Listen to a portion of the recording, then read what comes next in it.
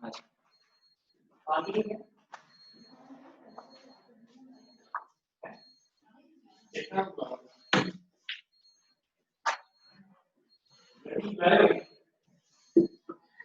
alaikum students.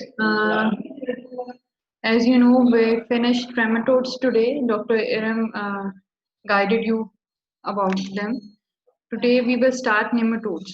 और बहुत छोटा सा टॉपिक है बेटा और उसके बाद हम कुछ सिनेरियोस को डिस्कस करेंगे.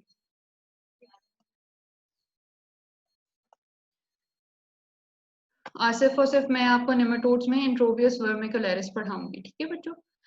Nematodes are known as Nema helminths. They are round worms with a cylindrical body and a complete digestive tract. So the body is cylindrical and they have a complete digestive tract including a mouth and an anus. The body is covered with a non-cellular, highly resistant coating called a cuticle.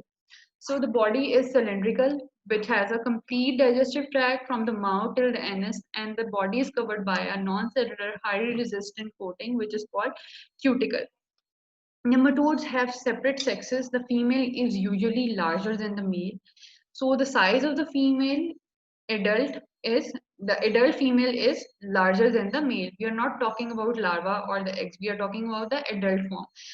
The female is usually larger than the male, and the male typically has a coiled tail, whereas the female has straight tail. There are two medically important nematodes. The medically important nematodes can be divided into two categories. Actually, they will be categorized according to the primary locations. So we have intestinal nematodes and tissue nematodes, as we divided the protozoas into intestinal protozoas and the blood protozoas. Same here, we divided the nematodes into intestinal nematodes and the tissue nematodes. Intestinal nematodes are those nematodes which actually reside in the intestinal tract. Today we will discuss Entrobius. Entrobius vermicularis is an intestinal nematode, and as I told you, the morphology of the nematodes, they have a cylindrical body with complete digestive tract from the mouth till the anus, and the body is covered with a non-cellular material which is called cuticle. And Entrobius vermicularis is very common in children. Entrobius vermicularis causes pinworm infection, which is called entrobiasis. The life cycle is confined to the humans, so humans are the only host of Entrobius vermicularis. The infection is acquired by ingesting the worm eggs. So the infection is acquired by ingesting the worm eggs. So in the humans, it is transmitted in the form of eggs. It is not transmitted in the form of the larva, or adult form is not transmitted. They are ingested in the form of eggs, and there is the eggs hatch in the small intestine.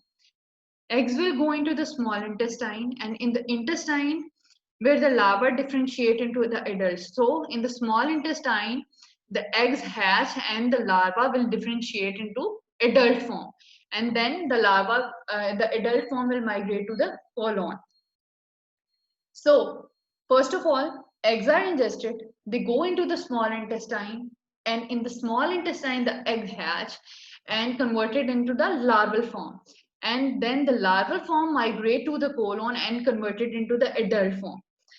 The adult male and female worms live in the colon. So the adult form actually live in the colon. The eggs hatch in small intestine, converted into the larval form and differentiate into adult. And then the adult form migrate to the colon. And the adult female and male and female worms live in the colon where mating occurs. And the female adult is larger in size as compared to the male adult form. At night, the female migrates from the anus and releases thousands of fertilized eggs on the perianal skin and into the environment. So in the colon, the mating occurs, and the female adult then goes outside from the anus and releases the fertilized eggs into the perianal skin, into the environment. So the adult female actually releases the eggs in the perianal skin. Within 6 hours, the eggs develop into larvae and become infectious. The reinfection can occur if they are carried by mouth to the mouth by fingers after scratching the itching skin. So at night, when the adult form releases the eggs on the perianal skin, there will be perianal pruritus. There will be inflammation in response to the eggs which are released. So when there is perianal itching, or the kid will scratch the perianal skin, and from the scratching, the eggs will the eggs will transmitted to the fingers, and then from the fingers they will be ingested in the mouth. In this diagram you can see embryonated eggs are ingested. It is transmitted in the form of eggs and in the form of embryonated eggs, which are infective form. Then the eggs go into the small intestine where the larva hatch, and the larva will convert into the adult form in the cecum and or the colon, and the female and male adults will mate, and the female adult actually hatch the eggs at night on the perianal skin. Female क्या करती है बेटा, रात के time जब बच्चा सो रहा होता है, it will hatch thousands of fertilized eggs on the perianal skin. It will go from the anus to the perianal skin and releases the fertilized eggs, and then the eggs will be converted into the embryonated eggs. It will release the fertilized eggs, which will convert themselves into the embryonated eggs in the two-cell stage. Now comes to the pathogenesis and the clinical findings. As I told you, the adult form actually releases the fertilized eggs on the perianal skin, and there will be perianal pruritus. When there will be perianal pruritus, the kid will actually scratch the skin, and from the scratching it will then again ingested from the fingers to the from the fingers into the mouth. Perianal pruritus is the most prominent symptom. एक ही symptom होता है बेटा, और वो ये है कि रात के टाइम बच्चा बहुत ज्यादा scratch करता है perianal skin को. Perianal pruritus is the most common and the most prominent symptom. Pruritus is thought to be an allergic reaction to the presence of either the adult female or the eggs. Beta scratch क्यों करता है? As I told you, there will be thousands or millions of the fertilized eggs released, and in response to the eggs release, there will be inflammation. So, or allergic reaction. Pruritus is thought to be allergic reaction, and there will be inflammation, and there due to the presence of either the adult form or due to the presence of eggs. Scratching predisposes to secondary bacterial infection. जब बेटा scratch करेगा, वहां पे cuts भी लग सकते हैं. There will be secondary bacterial infection. Epidemiology. Entropius is found worldwide and is the most common helminth in the United States. It is the most important and the most common parasitic infestation in the children. So remember, whenever the question is asked about the most common parasitic infestation in the children, you will write Entropius vermicularis. सबसे ज़्यादा common है बच्चों में ये. Children younger than 12 years of age are most commonly affected group. रात को जब बच्चा scratch करे, ठीक है, perianal skin को, then the most likely chances is that he or she will have Entropius vermicularis infestation in the in the colon. How you will diagnose? आप बेटा इसको diagnose कैसे करना है? It is very easy. Actually, we will not do the stool examination. इसमें हम stool examination नहीं करते. The eggs will not the eggs can't be identified in the stool. So we have a technique which is called Scotch tape technique. The eggs are recovered from perianal skin by using the Scotch tape technique and can be observed microscopically. Actually क्या करते हैं बेटा, हम बच्चे की perianal skin के ऊपर scotch tape जो है बेटा वो लगा देते हैं पेरियनल स्किन पे, ठीक है. And as I told you, on the perianal skin there are thousands of fertilized eggs which are released by the female adult form. Perianal skin पे क्योंकि फर्टिलाइज एग्स मौजूद होते हैं, तो स्टूल में नहीं होते, पेरियनल स्किन पे होते हैं. तो जब हम स्कॉच टेप लगा देंगे बेटा, थोड़ी देर बाद उसे रिमूव करेंगे, तो हम जब उसको अंडर माइक्रोस्कोपिकली देखते हैं तो there will be fertilized eggs.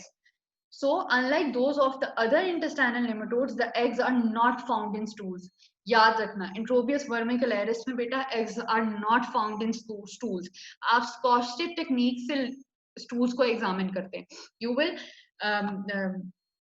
आप स्कॉच टेप लगा देते हैं बेटा पेरिनेल स्किन पे, and then when you remove, you will see under the microscope and you will find the fertilized eggs. The small whitish adult form worms can be found in the stools or near the anus of the diaper children. सिर्फ diaper वो बच्चे जो diapers लगाते हैं, ठीक है, क्योंकि वो क्लोज किया हुआ होता है ना डाइपर ने उनको, उनके आप स्टूल्स में दे सकते हैं, वो भी एडल्ट वर्म्स, एग्स नहीं आप देख सकते, ठीक है. No serological tests are available.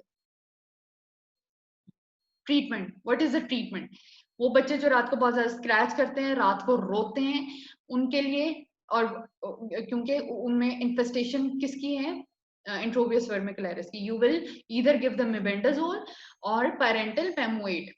The treatment of choice is mebendazole or parental pamoate. They kill the adult worms in the colon but not the eggs. जब adult form kill हो जाएगी बेटा तो eggs भी वो release नहीं करेगी. So they will kill the adult form in the colon but not the egg. So the retreatment in 2 weeks is suggested. हम आफ्टर 2 weeks दोबारा में बेडनाजोल और पेरेंटल पैमोएट इसलिए देते हैं बेटा जो कि एग्स वो ऑलरेडी रिलीज कर चुकी है, नहीं तो वो नहीं करेगी क्योंकि एडल्ट फॉर्म किल हो जाएगी. जो रिलीज कर चुकी है वो दोबारा से लार्वा और एडल्ट फॉर्म में ना कन्वर्ट हो चुके हो एग्स. सो हम रीट्रीटमेंट करते हैं आफ्टर 2 weeks. द री इन्फेक्शन इज वेरी कॉमन. री इन्फेक्शन इसलिए कॉमन है बेटा क्योंकि बच्चे जब स्क्रैच करते हैं तो थ्रू फिंगर्स जब वो माउथ में जाता है तो फिर एग्स जो हैं वो कन्वर्ट हो जाते हैं एडल्ट फॉर्म में. मेबेंडाजोल और पेरेंटल पैमोएट सिर्फ और सिर्फ एडल्ट फॉर्म को किल करती है, एग्स को नहीं करती. सो जो एग्स बचे रह जाते हैं पेरिनेल स्किन पे, जब वो माउथ के थ्रू जाएंगे आपके इंटेस्टाइन में, then they will convert again into the adult form. So you will give parental pamoate or mebendazole at the first week, and after 2 weeks, after with the gap of 2 weeks, you will again give the mebendazole or parental pamoate. This is very easy. Introbius vermicularis is a very common asked question and it is very easy. And I will now discuss some of the scenarios with you.